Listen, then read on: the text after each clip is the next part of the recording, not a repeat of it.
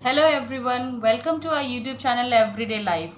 आज हम फिर हाजिर हैं आपके सामने नई इंटरेस्टिंग इन्फॉर्मेशन के साथ। आज की हमारी इन्फॉर्मेशन है खटास पैदा करने वाली स्पाइसेस के बारे में। तो यहाँ आपके सामने ये 3 पॉपुलर स्पाइसेस हैं जो भोजन में खटास पैदा करती हैं। वैसे तो इनका इस्तेमाल किसी खास एरिया या प्रांत में रिस्ट्रिक्टेड है, मगर आजकल ये पूरी इंडिया भर में, इंडिया क्या बल्कि दुनिया भर में ही पॉपुलर हो गई हैं अपनी डिशेस की वजह से। तो अब सवाल आता है कि भोजन में खटास क्यों? ऐसा माना जाता है कि खटास से भोजन का डाइजेशन बहुत इजी हो जाता है, और अगर डाइजेशन इजी होगा तो आपकी इम्यूनिटी हमेशा स्ट्रांग रहेगी।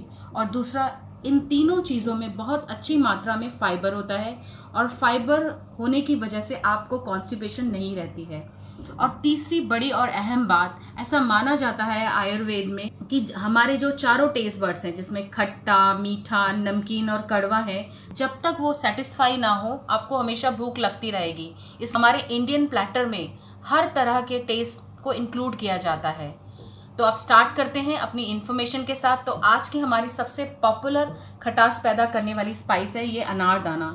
ये पोमोग्रेनेट सीड्स हैं, और इसका इस्तेमाल सबसे ज़्यादा कश्मीर और पंजाब प्रोविंस में होता है।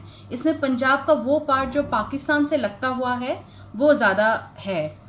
और ये बेसिकली जो अनार के दाने होते हैं, पोमोग्रेनेट सीड्स होते हैं, उनको सन ड्राई कर लिया जाता है और उसका इस्तेमाल एज अ स्पाइस किया जाता है। जो आपने पिंडी छोले का नाम सुना होगा या आपने खाए भी होंगे, उसकी ऑथेंटिक रेसिपी में यही अनारदाने का इस्तेमाल किया जाता है। इसको यदि आप अपनी पुदीने की चटनी में डालेंगे खटाई में के लिए, जिसके लिए लोग नींबू या फिर आम डालते हैं, उसकी जगह अगर आप अनारदाना डालेंगे तो आप पाएंगे इसका फ्लेवर कितना डिस्टिंक्ट हो जाता है। इसका जो फ्लेवर होता है थोड़ा खट्टा और मीठा कंबाइन करके होता है। तो अब हम बात करेंगे अपनी दूसरी स्पाइस अमचूर स्लाइस के बारे में। ये जो आपके सामने है ये अमचूर स्लाइस है।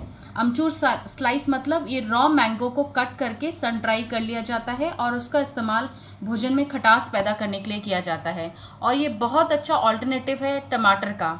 जैसे कि टमाटर तो पहले एक सीजनल सब्जी थी, तो लोगों को अगर खटास का सेवन पूरे साल भर करना है तो उसके लिए आम को सुखा के रख लिया जाता था और उसका इस्तेमाल खट्टा पैदा करने के लिए किया जाता था। और आप मोस्टली इसको पाउडर फॉर्म में ही इस्तेमाल करते हैं।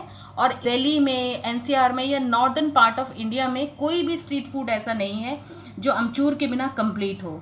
और इसका सबसे ज़्यादा इस्तेमाल चाट मसाले में किया जाता है।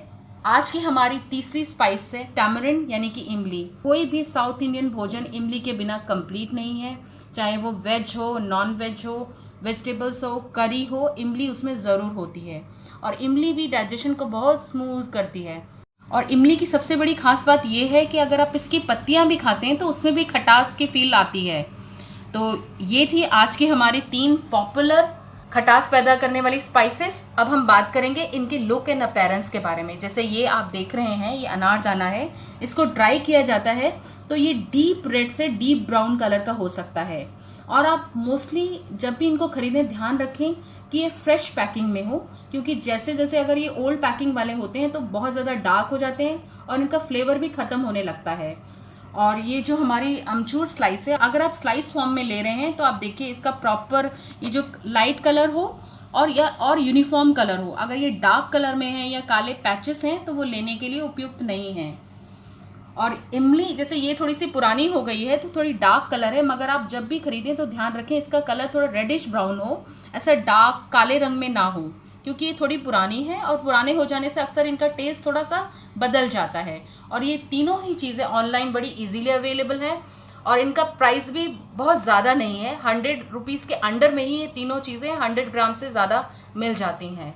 आई होप मेरी ये खटास भरी इन्फॉर्मेशन आपकी एवरीडे लाइफ में नया फ्लेवर लाएगी। Thanks for your love and support. Thanks for watching and keep exploring your everyday life.